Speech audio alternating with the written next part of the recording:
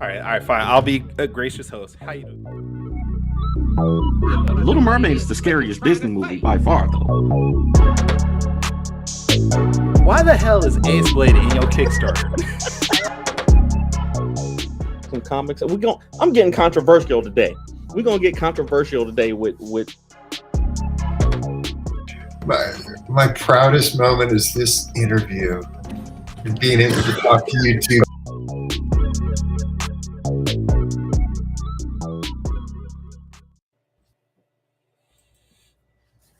Yeah, I just dropped my phone. Is that why you're shaking your head? Shut up. All right, let's get into this. Ladies and gentlemen, boys and girls, children of all ages, Taurus Comics, in collaboration with Fourth Wall Production, proudly brings to you the Four Tales podcast.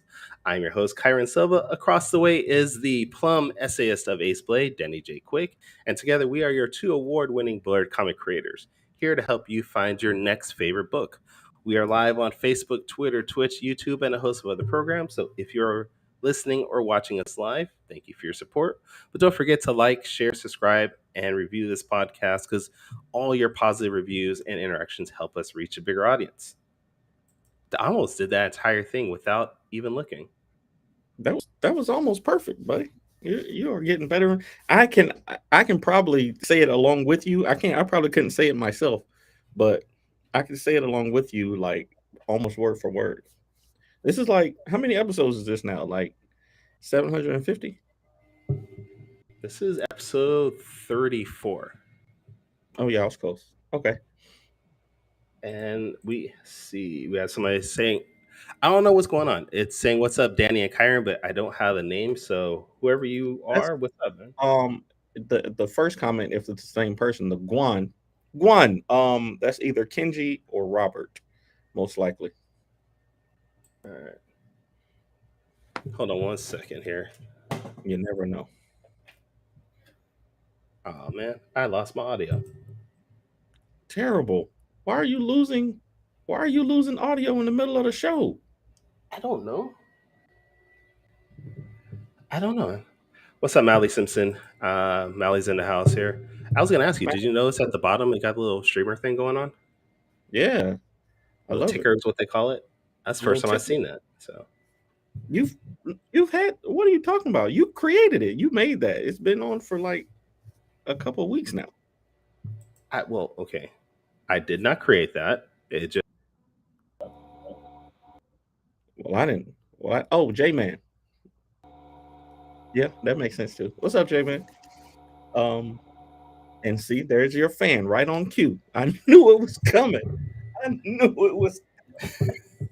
All right, this is gonna be a messed up episode, so I apologize to anybody. No, this is gonna be amazing because I'm not. So if you know, Kyron was on the Hangout with BJ Kicks with Brandon Jackson last week, where they talked about everything from how much they hate the Wiz to how to pronounce Saw the right way. And Kyron just messed the whole show up. The first 30 minutes of the show was just him trying to fix his fan and get his audio right. So we'll see what we have here. But this week we have an esteemed guest. Award-winning guest. Yeah, absolutely. Go ahead. You were starting. I just want to interrupt you. So go ahead. It's your job. I'm not going to do your job. I'm going to let you do your job. Damn it. All right. First thing, how is my fan still? For now, it's okay. We'll see about in 2 minutes. All right. Well, at least I got my audio back. I don't know what happened, but all right. So today's guest, we have an award-winning author and writer. What the hell am I? Author and artist. Author and writer? Isn't that the same thing? I mean, like author and artist. I'm just gonna leave. This is too early of a show again. I haven't had anything to drink. I'm parched already. I'm out. No. All right. We have author and artist Gorlitz Scott. So let's bring her on. It's okay. I flub in the morning too. It's fair. I always say, everybody, it's 7 o'clock in the morning where I am here in California. It's too early to be doing this show, but I do it because Danny, I want to have as my co-host. And he's like, I have no other time for you, Kyron, because I'm doing 3 other podcasts, and I have a shop, and I have a full-time I have job, and 4 I'm a jobs. graphic designer, and I have 4 500 jobs. kids. I only have 4 children. Only 500. have 4. But yes, it's part of the entertainment to see Kyron's brain wake up every Saturday, every other Saturday. So welcome to the show. We're happy to have you. Thank you. I have no idea how I was going to follow that course, or as you guys said. So, But for anyone that's not familiar with your work, tell us about yourself, how long you've been doing this, things like that, just general stuff. Right? well, gosh, I've been drawing like my entire life, so that's fun. I got into doing comics as a teen, mostly to entertain my brother. Like but he's younger, so I would do these really stupid comics about 2 aliens trying to understand Earth, and I don't show those to anybody else because We're gonna find those. We're gonna no. find those, aren't we? Nope, he's got them, and I don't know what he's done with them. They're analog. But I guess in high school, I decided to try to take the comic thing a little more seriously through animation that I never got past the storyboard stage of. And yeah, it's just worked on this story. Sivoa, come here, book. That book. I worked on that story starting in high school. Kind of collaborated with friends on that. Did another really dorky comic in my sketchbook, and then kind of just put everything away. After high school and when college started, where I went for graphic design, and then I don't know, I just sat there for years. And then my friend Sarah, she started going through my sketchbooks and was like, "Oh, what's this character? Oh, who's this character? Oh my God, there's a comic!" And then she kept asking questions. I was like, fine, I'll draw the damn thing as a comic for you. Nice. And I did that for 12 years. Single issue, floppies that I took to conventions and released very, very, very slowly. Because you're the writer, you're the artist, you're the layout person, and I don't. Yes, I know all about that. Yeah.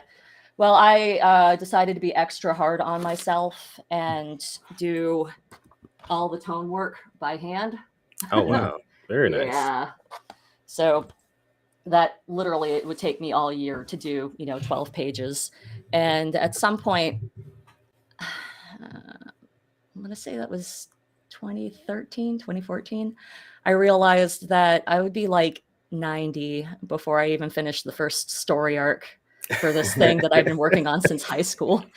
So I put the comic on hiatus and decided to give it, give writing an actual novel a try, because I'm an extra dork and used to role play online on message boards with friends. Wait. So... Don't let's not disparage that. We can all love that too. Okay, sure, there. But it gave me a kind of a confidence in my writing. So I, decided to try prose, and it worked out. I, spent maybe about 5 years actually writing and crafting this thing. Then in a panic, hired an editor, which shout out to Patty Giese. She's amazing, and helped me so much with this. And yeah, editors are great. Yep.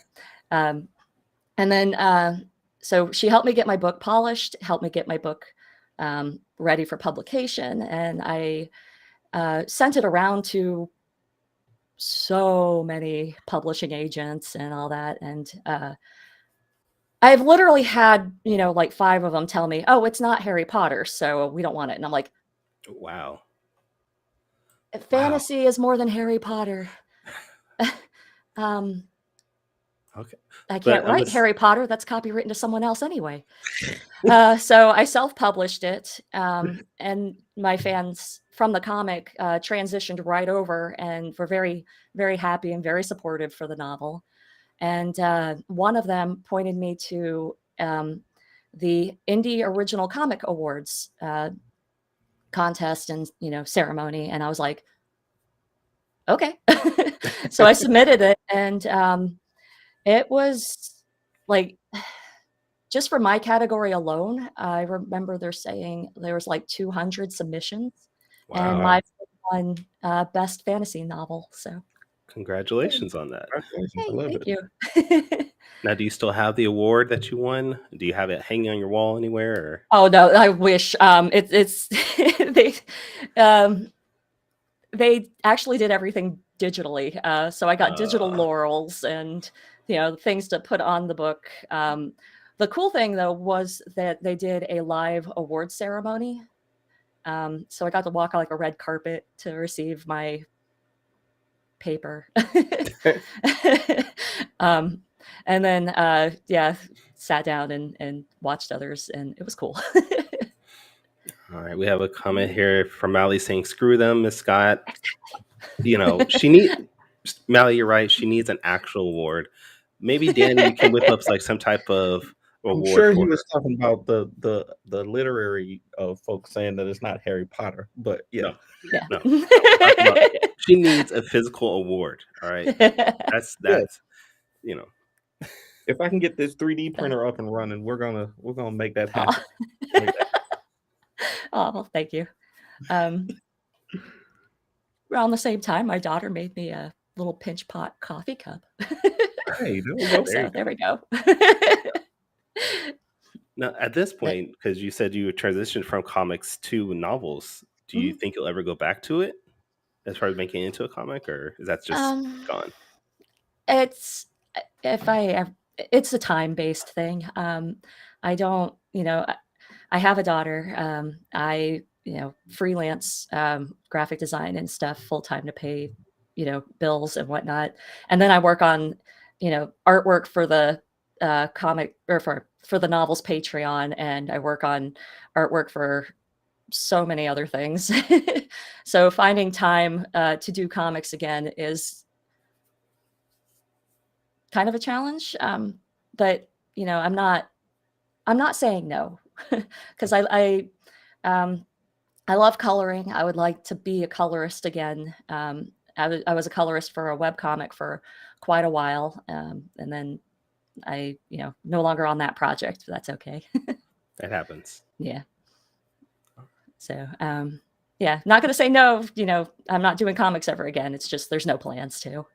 Which do you enjoy more though? Do you enjoy writing, or do you enjoy the illustration part of it? Because Kyron and I, we're working on a project where we're sharing duties, but we both have skills as writers and artists. And I decided to write in this particular project because I enjoy writing more. I enjoy the writing process more. But Kyron, he seems to like the creating the art part of it more. So I never said that, but you never said those words. You never said those words, but you talk about your art way more than your writing. So that's because art pays better than the writing does. Wow. So it's all about the money for you, huh? It's all about the money.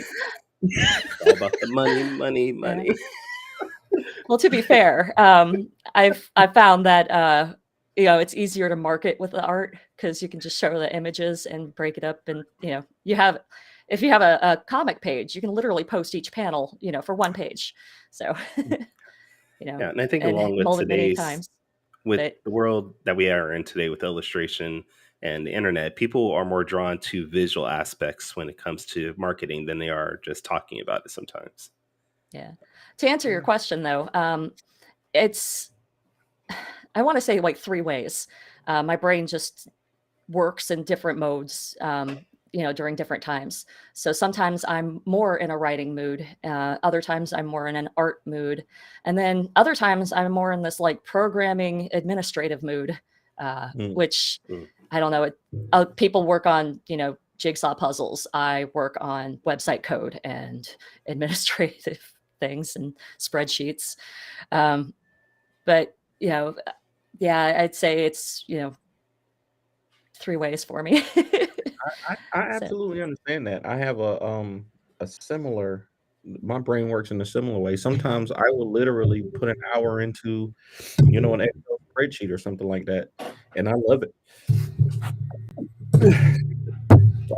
And sometimes it's calming to work through the process of creating a working Excel spreadsheet. Like there's nothing like like oh the yeah, accomplishment of putting, formulas together that do the right thing. So exactly. Gosh, I will forever be thankful to past me for making a spreadsheet that automatically calculates out my taxes.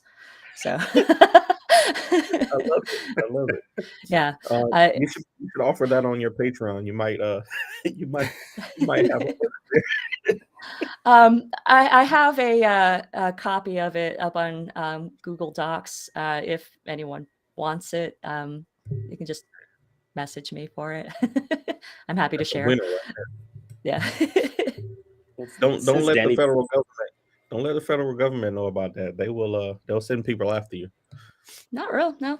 Because why I don't see that they would, because it actually helps them get their money. So, No, yes, but there's a long. I don't know if you're on TikTok or not, but there's a whole community, that makes jokes around the fact that the government already knows how much you owe them, but then Mhm. they make you calculate your own taxes to tell them how much you're supposed to pay. Like, just tell me how much I'm supposed to pay, and then let me pay. You know what I'm saying? Like, they already know, how much I'm supposed to give them. So just tell me, so I can just give it to you. But Yeah. Well, yeah, I think I've seen that in comic form. Actually, I've never seen it on TikTok, but I've seen it in comic form, which is pretty funny. I won't lie. When it comes to the inventory side, my brain just and I have to, pay H&R Block to manage all that for me. So I give them a copy of my spreadsheet, and if the IRS thinks that my calculations are wrong, it's H&R Block's fault, not mine. right, that's right, that's right.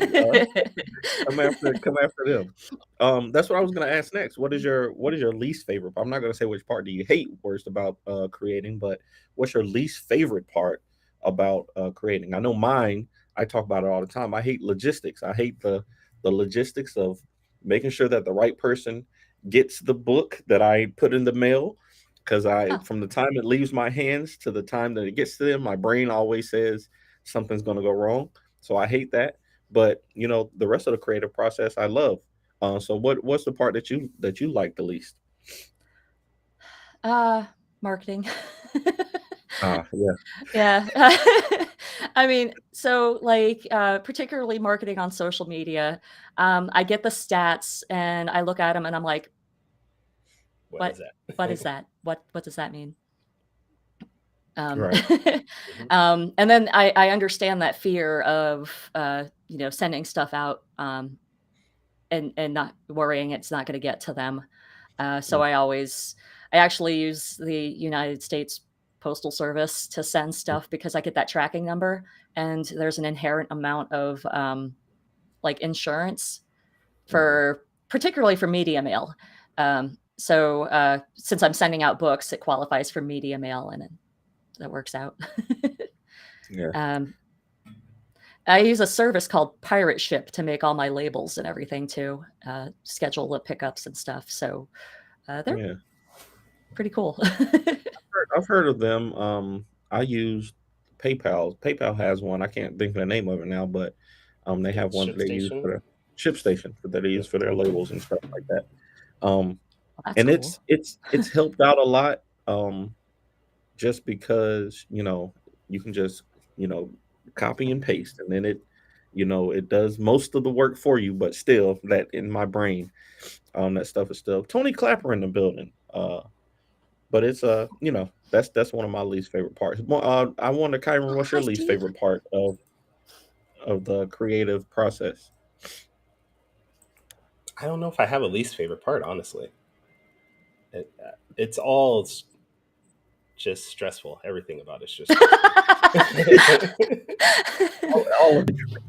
No, seriously, Yeah. because the whole thing of just creating and then getting it printed and then shipping it out, there's just different levels of stress that come with it. So, it's all annoying. Yeah, for sure, Yeah. for sure, for So, sure. and that's a mood. My Patreon for quite a few years, the introductory comic for it, because I was even more scared of cameras then than I am now. Mm, The comic I made for it talked about like all the different hats that I wore as an independent creator, and I don't know, like the comic felt neat, like it came across needy to me, but it's true. yeah, Like the stresses that were just all there laid out. There's a yeah, lot when you're working on your own that people probably don't realize. So, Yeah. yeah. But it's hard to organize now. Like even small groups of people to work together, it's so hard because so many people are doing, different things. You got different priorities. Like Kyron was saying, I have 4 children, so I can't take. I can only use a certain amount of time a week on my creative endeavors, and being a part of a team, you have to take even more time away from the things that you want to do. So um it's hard to even get a small group together to work on a project. So um there's a lot of stress in it. How do you manage your stress? What do you do for fun? What do you do to kind of balance, because that's something that I talk about a lot with my in my full-time job is work-life balance. So what do you do to kind of alleviate that stress in your life? Well, And don't huh? don't Don't say say what? drink. Don't say alcohol. No. Actually, most of it involves coffee. Coffee. okay. So, me and a few friends, also fellow indie creators, every Wednesday night we meet up and have just a jam session. But instead of music, it's art. Um, Mm, lately, we've hold on, I'll grab these real quick to show you. Okay. awesome. Okay. Lately, we've been working on and talking about like watercolors, and one of my projects ended up requiring like glow in the dark effects, because like I do hand embellished art prints a lot Mm, with glow Hmm. paint and stuff, and I got frustrated because the glow products that I have, they're powder and acrylic, and when you use that on watercolor, it comes, or even prints, it comes across as shiny, mm. and I feel like that spoils the surprise a little bit. So I decided to make my own glow in the dark watercolors. Give it a try here, but see. Oh wow. Wow. So Okay. it's You still, made those?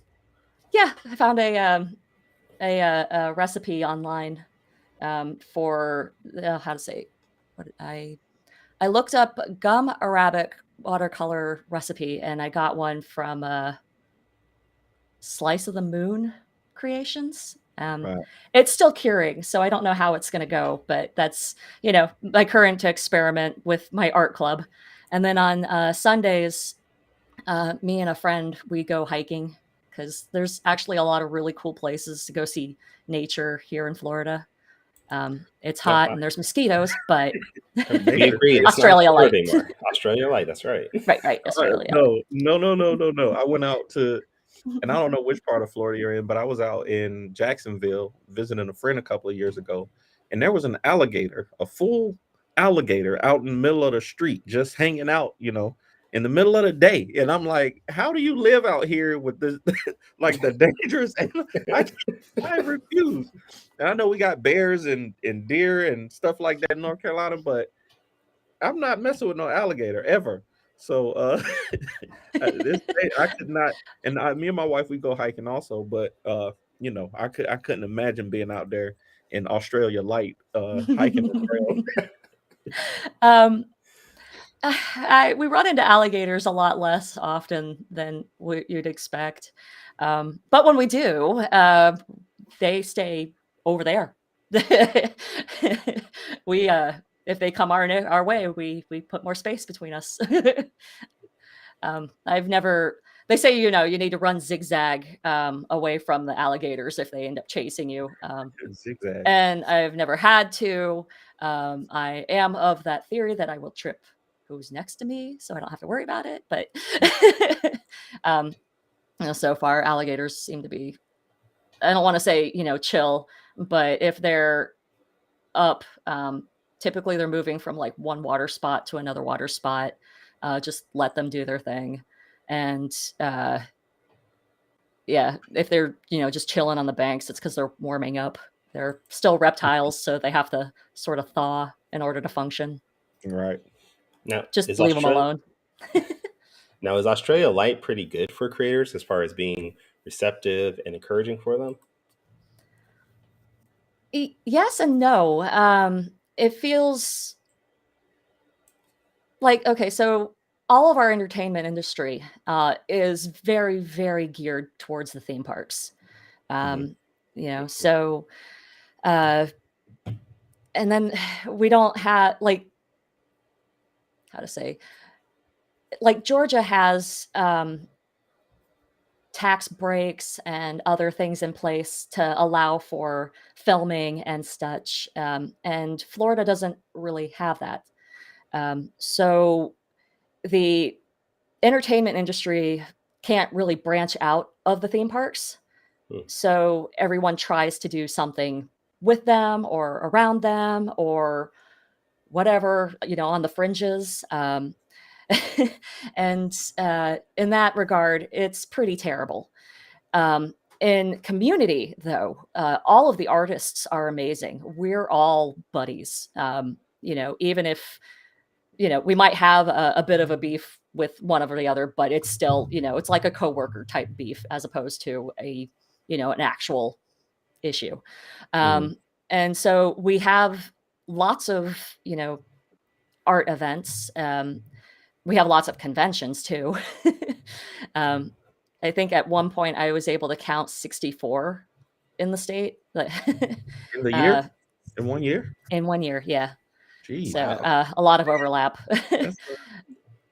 It's pretty crazy. There's only 54 weekends. Like there's only 54. Yeah. Florida's pretty big. What do you do? Yeah, that's true. That's true. Florida is pretty big. Yeah. I've double booked myself a few times. And that's always really frustrating. Not just like because I would double book myself as a panelist or a guest or a lecturer side, and how it's it's not like I can send somebody to go run my table for that. It was so this is kind of a pain. But so we have a lot of conventions. We have a lot of art events, like the art walks, the farmers markets. So the community's pretty cool. The overall arcing, like, I guess, local government support is there, but needs help. Fair enough. Yeah. So I will shout out to our local gallery, though. City Arts Factory. Amazing. I love them. It's always nice when you have a community like that at least is willing to help support you. Even if the government isn't willing, there is a community there that can help support you and help, just lift everybody up. That's always good. Yeah. So I love them. And that's for the whole state too. Like, Miami, there's no Miami artists versus Orlando artists. We're all just artists. We all do the same thing. Okay. So.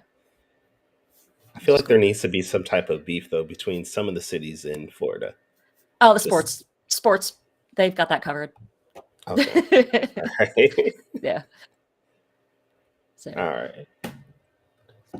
Well, I think this is the time of our show where we get to have the rapid fire question section. Sure. We call Danny's Quick Takes. Now, if you haven't actually listened to our show before, Danny's Quick Takes is 5 questions that he has found scouring your social media, being a little bit of a stalker in a way.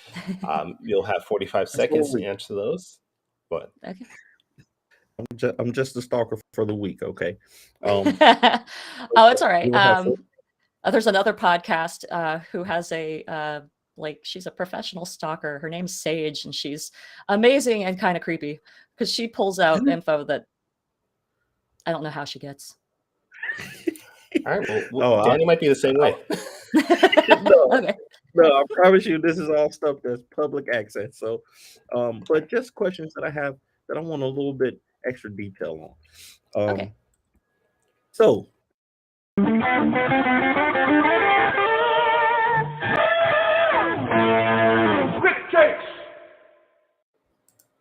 quick takes. So yes, you'll have 45 seconds. After I ask the question, just off the top of your head, and just give us your best answer. Question number 1: what is an octopumpkin? All right. An octopumpkin is it's got tentacles like an octopus, and it was created. My daughter was rambling. She was like 4, and she was rambling about her favorite game, which was Octodad. At the same time that a Starbucks commercial was advertising their pumpkin spice latte. And because of that, she accidentally said Octopumpkin instead of Octodad. And there was lots of giggling, and then I had to paint one. Paint one for her. See, the kids say the darndest things, and they have the best ideas. I love it. I love it. Okay. Question number 2: what is more frustrating and why between these two things? Windows. Software updates. Software updates or your daily word count? Software updates. Yeah. That was quick. Yeah. I mean, I'll sit there and I'll go to type, and that's my word count. And then Windows needs to update, or Scrivener needs to update, or something needs to update, and then I can't access my word count. So yeah, I hate it. Myself, I used to try to put myself on a daily word count, and I would always be frustrated at the end because I either write early in the morning or late at night, and just during the middle of the day I just can't seem to get to it. So that word count used to just be sitting there staring at me every day at 10 11 o'clock. So yeah, I to be honest, I stopped paying attention to word count unless I had like a real good run, and then I'll be like, oh yay, look, lots of progress, and then I'll like share that. The other thing is like a lot of times, honestly, I write most when I'm standing in line somewhere on my phone. So I don't have access to word count or editing tools. But yeah,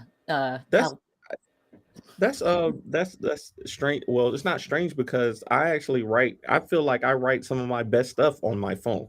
Like I'll get on my Google Drive. I actually wrote a whole script for Kyron on my phone one night, and he didn't use it.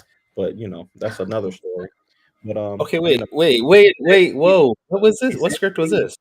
The Christmas thing that So okay, do we know why I did not use that? Right, other things popped up, and all I know is I did my part.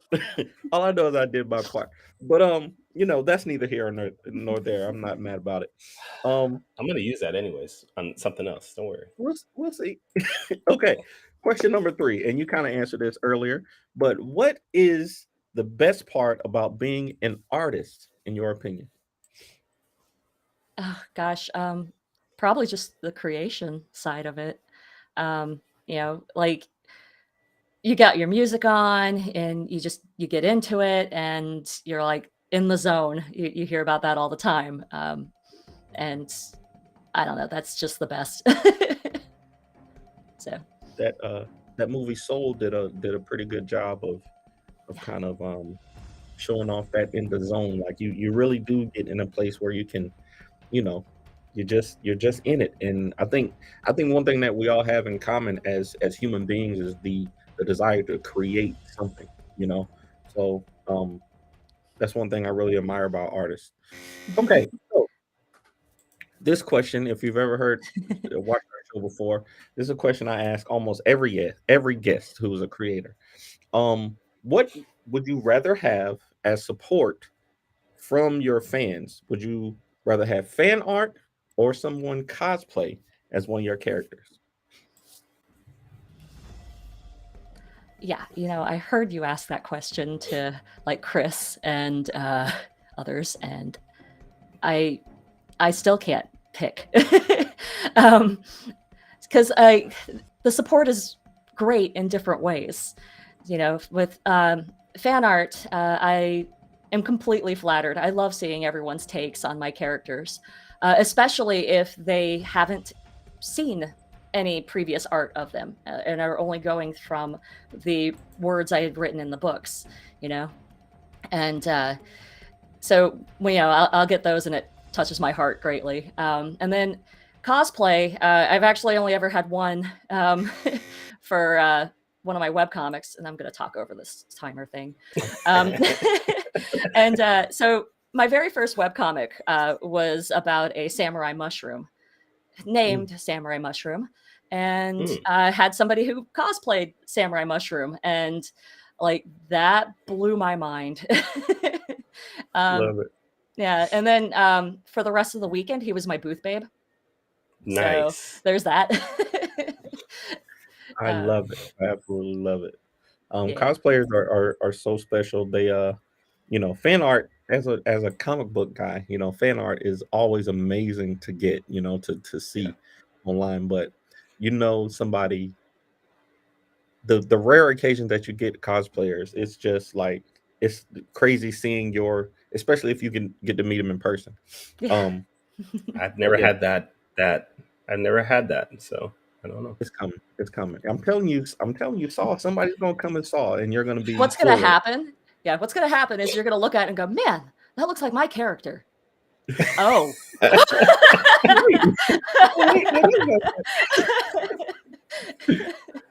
Now, same way for somebody to dress up as Jeff the rabbit, just come up to my booth in a giant rabbit suit and be like, "Hey, I'm Jeff," and I'll be like, "Oh, that's just scary." It's a 6 foot tall rabbit in front of me. It's just scary. Oh man. You all say right, that, and so all I can think of is the Easter bunny that attacked a police officer downtown. Here. Only in Australia. Look it up. It's funny. that doesn't surprise me. Okay, my last question. And if you don't know, I co-host another show called Top 5 Live. So sometimes I like to get our hosts to do a top 5 list off the top of their head. And I want to ask you, who are your top 5 Star Wars characters? Oh gosh. At number 1, Luke. Number 2, Leia. Probably okay. Obi-Wan, but I have to say that the new series is starting to irritate me. What? Han. I'm Solo. And Grievous. Wow. There you go. Okay. That's a kind of a off the beaten path one though. I didn't expect Grievous, but that's a good list. His books are so fantastic. It's just like okay. Yeah. So. I'm a newer Star Wars fan, so I've only really been paying attention since the newest trilogy and the Disney Plus shows. So, going back and checking out some of the stuff, and then the kind of non-canon stuff now is really cool. And then the video game, I can't hear the Knights of the Republic or something like that, but yeah. It's all it's all great stuff. So that has been our quick, and I appreciate you answering those questions for me. No problem. I can talk Star Wars forever if you wanted. So maybe off podcast. All right. Well, that was Danny's quick takes. This week's quick takes were brought to you by Antarctic Press Exciting Comics. starting with issue 25. Check it out when you can. This is a self-plug. You can catch my book, Saw Lightning Wielder, starting with issue 25. So go to your local comic shop and pick up a comic. I love it. Knights of the Republic. Okay. So we have a couple more minutes, and we did not get to actually talk about. Yeah, I know. That's so funny. We didn't really talk about too much anything about your work. I know. But I mean, no, this has been fun. Ben Yeah. Dunn, yes, Ben Dunn is. I don't think he Aw. actually is a publisher for Antarctic Press, but he's like the main guy or something like that. But I guess let's talk about your Patreon real quick, since we have a couple more minutes. What can people get with your Patreon monthly from you? Okay. Well, I have a pay what you want tier, and the pay what you want tier, actually I think I have two now, but with those you get access to all the Patreon posts, or Patreon only posts, which include artwork. Like I do illustrations, chapter illustrations for the books, for the books. So you guys can, see me work on that. Sometimes I have, actually often lately, I have polls about, with sketches about what I should draw for the book or the chapter. And, you guys can pick from there. Let's see. I actually have the biggest thing is I have a preview of my second novel as I'm working on it posted monthly. So since I'm not, contracted to a publishing house or anything, I can do that. Just a bunch of behind the scenes stuff as I work. I had a sketch tier that recently converted over to a zine tier. And that was all based on a poll and the fact that I ran out of sketches to mail out. And then I think I have a pin collectors tier, which is kind of like a one-off for the enamel pins that all the patrons, my patrons helped me produce. So. All right. And what is your Patreon website? So we want to make sure everybody does subscribe and help support a creator. Yeah. My Patreon is, patreon.com/dragonmun. It's DRAGONMUN. You can get to it actually from the website, which is dragonmun.com. Again, spelled, DRAGONMUN. And I think I have it linked on the official Sivoa website, which is worldofsivoa.com. Well, please go out, check out our books. I know we didn't touch on them too much here, but definitely go out, especially if you're into fantasy. Go out and check them out, because we definitely want to support all our creators out there. You've already mentioned. You're right. Oh, thank you, Steve. Sorry, and as I usually say, I don't have TV. For our podcast listeners, we had a comment saying she was truly a creative trove of talents and arts. So you are correct in that, Steve. Since you already mentioned your websites, where can people maybe check you out on social media? It's Dragonmun or Dragonmun Studios for pretty much everything. What I would advise is to make sure you get the right accounts, because there's been some competition for the names on newer stuff. Just go to dragonmun.com, scroll down to the footer, and it's all right there. All right. I love it. All right. And Danny, where can we catch you? If you're looking for me or for the Ace Blade, on all social media, it is at the Ace Blade. And also our website, www.fourthwallpros.com. Kyron, where can people find you and your work? You can find me at starting June 29th on Antarctic Press Exciting Comics, issue 25. Oh, okay. But if you want to get my books directly, you can go to tauruscomics.com. You can pick up all my books in physical and digital form. I'm trying Good morning. to promote. Also, you can catch me on social media, facebook.com/Taurus Comics, and Instagram and Twitter is at Taurus Comics. Now, if you haven't checked out our podcast before, thank you for checking us out. But we are here every other Saturday. Please join us next week, where we're going to have writer Michelle Woody on to talk about her books, I Drive for Cerber, which is I'm drawing the adaptation for that. So hope you guys check that out. But until next time, sayonara, goodbye, and please take care of yourselves. Music provided by my brother, Quix Made It. Find him online in YouTube, Instagram, and SoundCloud. I want to know what it is Quick is trying to say.